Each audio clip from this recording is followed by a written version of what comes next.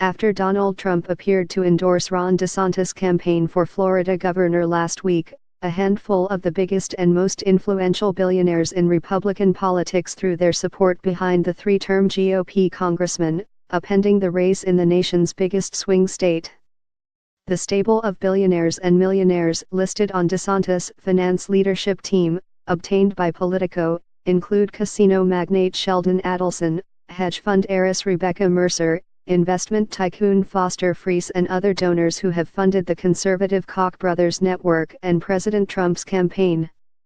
Just last week, Trump weighed in on Twitter to say that DeSantis would make a great governor of Florida.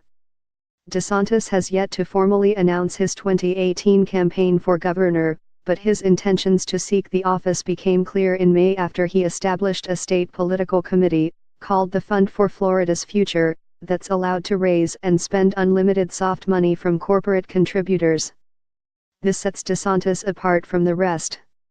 He will have the financial resources and the ground game and the Trump base to be an incredible statewide candidate, said David Bossie, a DeSantis backer, who founded the Citizens United conservative group, served as Trump's deputy campaign manager, and just co-authored the new Let Trump Be Trump book plugged by the president. Governor Rick Scott, a Trump loyalist who is leaving office due to term limits, might run for U.S. Senate next year and usually does not endorse in contested Republican primaries. By signing up, you agree to receive email newsletters or alerts from Politico. You can unsubscribe at any time. Normally, national contributors such as Adelson and Mercer don't get involved in state races. But DeSantis has earned their trust and become a sort of billionaire whisperer, said one Florida-based Republican fundraiser. As a member of the hard-right House Freedom Caucus, DeSantis is a frequent Fox News guest who has earned a reputation as a small government conservative, an opponent of the independent federal investigation of Trump and a supporter of moving the U.S. Embassy in Israel to Jerusalem. And donors have so far loved what they heard. These big national finance givers are true believers. Donors like Adelson care about Israel, and they watch DeSantis fight for what they care about, the fundraiser said. They see him consistently boosting Trump on Fox. So here they have a prominent national congressman who speaks their language, pushes their issue, and defends their president. Mercer's support for DeSantis stands above the others. She manages the political giving of her father, hedge fund magnate Robert Mercer, and played a key role in the Trump transition. The Mercers, top supporters of President Trump's campaign, own a stake in the conservative Breitbart media enterprise and the Cambridge Analytica data firm used by Trump's campaign. Other top DeSantis finance team members include Bernard Marcus, a Home Depot co-founder who has given nearly $18 million to federal campaigns and political committees since 2000, Federal Election Commission records show. Of that money, more than $7 million went to committees supporting Trump's 2016 election.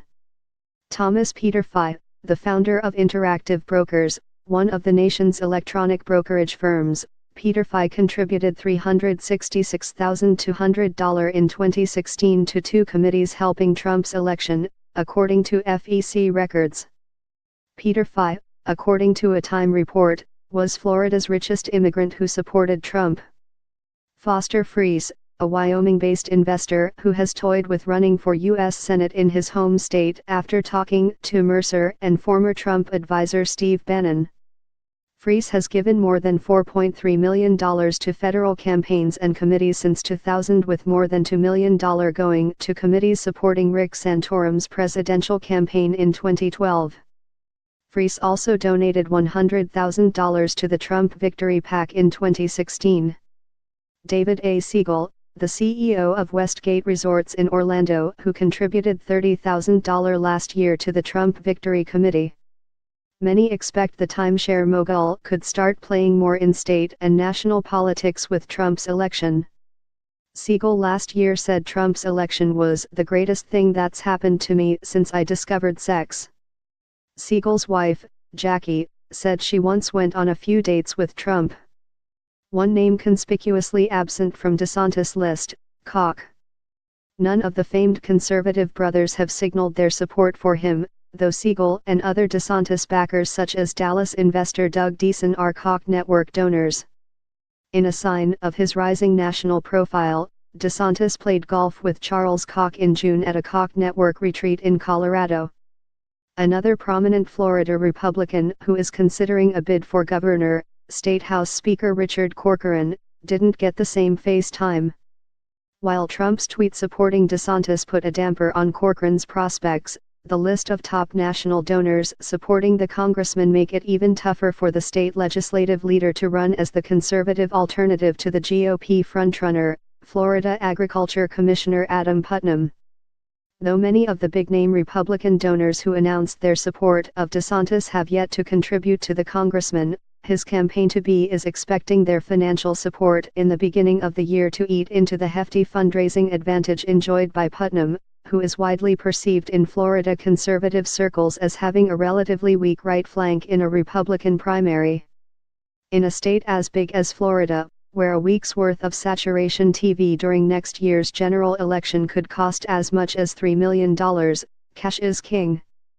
And Putnam has so far reigned over both his likely and current Democratic and Republican rivals by raising his money from the major industries that do business in Florida's capital, such as agricultural interests, the healthcare industry, power companies, and Disney.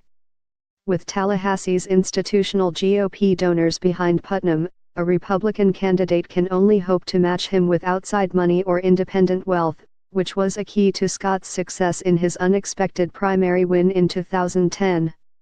Including his campaign and his Florida-grown political committee, Putnam had a total of about $15 million cash on hand at the end of last month. Corcoran, who is not yet an announced candidate, had $4.7 million in the bank in his watchdog PAC. DeSantis had about $3.6 million in the bank between his political committee and his congressional campaign, whose donors will need to sign off on redirecting their federal contributions to his state race if he runs. Surveys conducted by Republican pollsters show Putnam leading the GOP primary with less than a third of the vote. DeSantis, depending on the survey, trails by anywhere from 10 points to 20 points. And Corcoran is polling in single digits. More than half of Republican voters say they're not sure about whom they'll choose.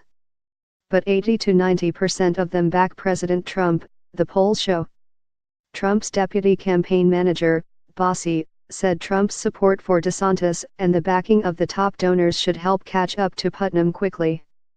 DeSantis, 39, is a Yale and Harvard Law School graduate and served as a military prosecutor in the Iraq War before he won his congressional seat in 2012. Putnam, 43, has continuously served in elected office since he was first elected to the Florida House at the age of 22, then Congress and then Agriculture Commissioner. I'm a believer that career politicians looking for the next rung on the ladder are a thing of the past, Bossie said. When you look at that and you compare it to the President of the United States tweeting about Ron, his hard work and his service in the military, he is a game-changing candidate. Putnam's campaign is dismissing DeSantis as a Washington Paul who wouldn't stick with his bid for U.S. Senate last year when Marco Rubio decided to run for re-election after Trump defeated him in Florida's presidential primary. I'm hardly concerned about a Washington insider jumping into his second statewide race in 2 years in desperate search of a promotion. He's not competition, just a stark contrast to Adam Putnam, said Amanda Bevis, Putnam's spokeswoman. To one of the state's top Republican fundraisers, lobbyist Brian Ballard, the national firepower of DeSantis' finance team is unique. It's as impressive a national donor list as I've seen, Ballard said. The question for Ron is, can he motivate them to get off the list and on to raising and giving considerable dollars? If he does, it will be a huge win for him. If not, it won't be enough to catch Adam Putnam. Ballard, who once lobbied for Trump and spoke recently with the president about DeSantis, dismissed criticism from others who downplayed the significance of the president's endorsement. Though Trump's endorsement in Alabama's Senate race didn't prove decisive, Ballard said it's delusional to believe Trump's support in Florida's primary between DeSantis, Putnam, and Corcoran would have no effect. Trump's endorsement is incredibly important, Ballard said. The question is, where does it go from the tweet?